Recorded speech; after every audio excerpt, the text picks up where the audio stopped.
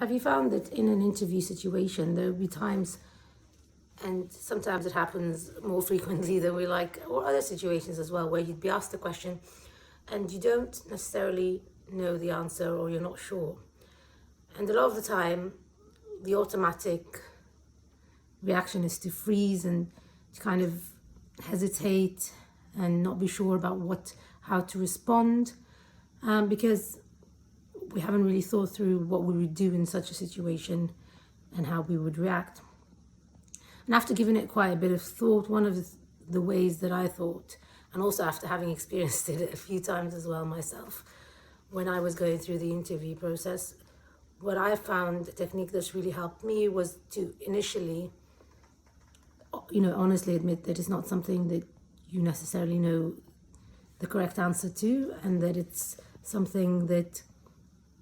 you would have to think about, for example, but also then quite quickly thinking through and explaining what resources you could use to get to the answer. So how would you go about finding out the answer? And even if you can, in that situation, say how you would logically, work through trying to find the answer and what your best guess would be, although of course you're not sure of that, but saying, my best guess would be this based on the way you've decided to work it out. Because there's a lot of skills that can be gleaned or gained from you saying that, and they include, for example, resourcefulness. So if you can show that you're resourceful, that makes a big difference. But they also include things like,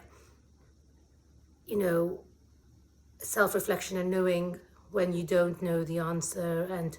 logical thinking in terms of how you would approach it, and also good communication skills in order to find out what the answer is, and asking people in an efficient way and finding out the answer as soon as you can, really. So there's a lot of things that an interviewer can get from the way you answer a question, even if you don't know the answer. So one of the things to think about and to practice is how you would go about